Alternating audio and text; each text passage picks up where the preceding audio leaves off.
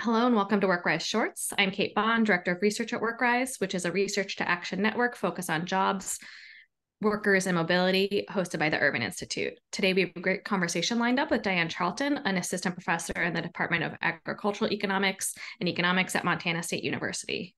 We'll be diving into one of her research projects, which delves into the decline in agricultural labor supply from rural Mexico to the US and how wage increases are needed to sustain that labor supply. Diane, it's great to have you. Great, thanks for having me.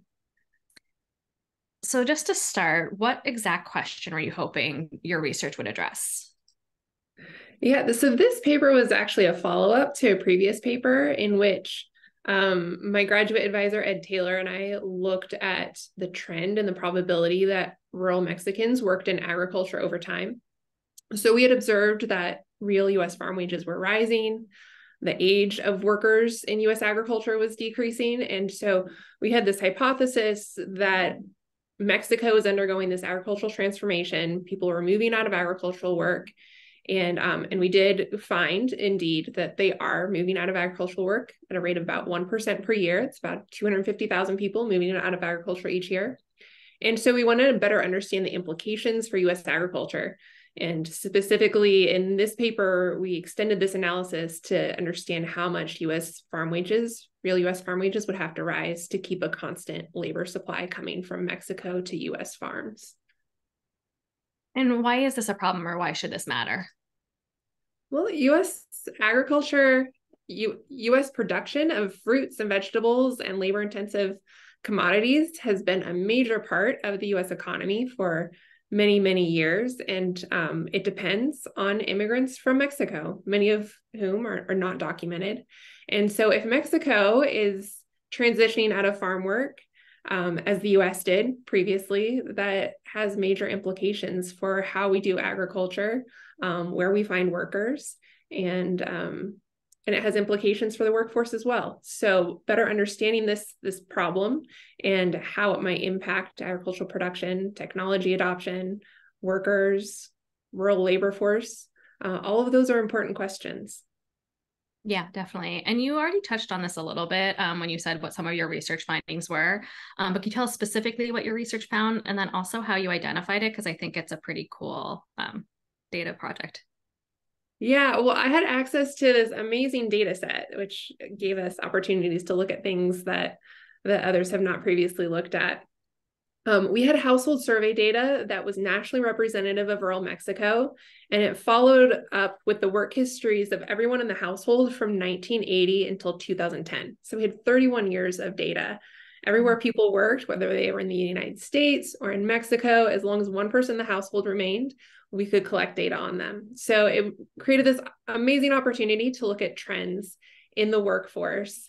And so with that, we looked at how the probability that someone worked in US agriculture was affected by various outcomes. And we focused particularly on the US farm wage to see how that keeps workers, how much that would have to increase to keep workers in US agriculture. So what we actually found was that real US farm wages, if they remained constant over the next 10 years, so our data set ends in 2010. So if we kind of, theoretically sit there in 2010, over the next 10 years, we expected that the supply of Mexican workers to US farms would decrease by 5.6%. So no change in US farm wages. The labor supply from rural Mexico to US farms would decrease by 5.6%. And that's about 892,000 workers leaving US farms.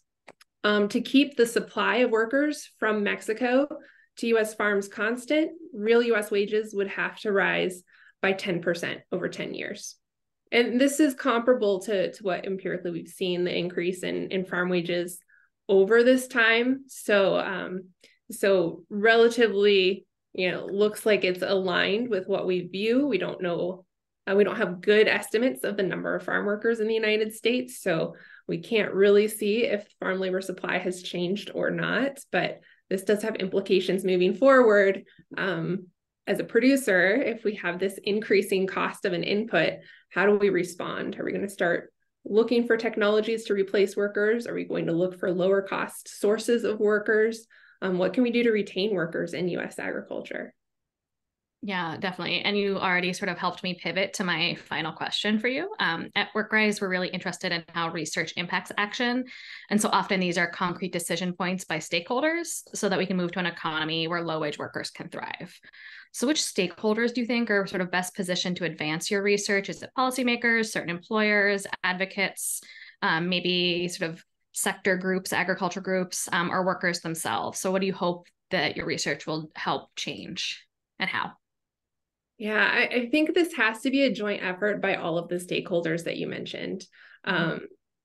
I've met employers who hire workers to the H-2A agricultural guest worker program and have told me, these people have worked for us for 20 plus years, and there's still no pathway to citizenship. There's nothing I can do to help advance their case. And so employers really need to step up and say, if I'm trying to help these workers who have been part of my workforce for so many years, they do need to step up and say that this is an issue. Policymakers also need to recognize that this is an issue.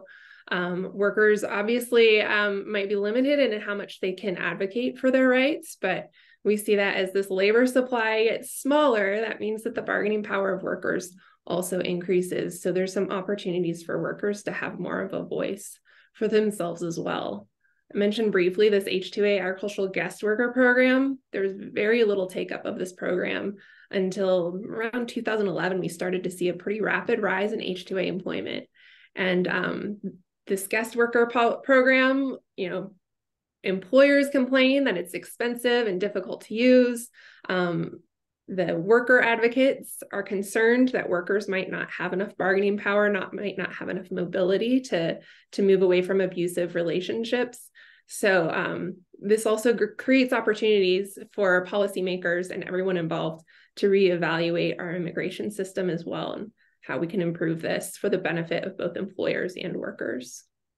And then I also mentioned technology adoption. There's also a need for investment in research and development and research into how the adoption of new technologies affects workers as well.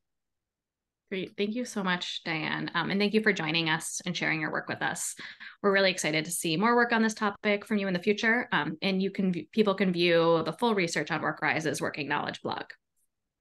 Thank you.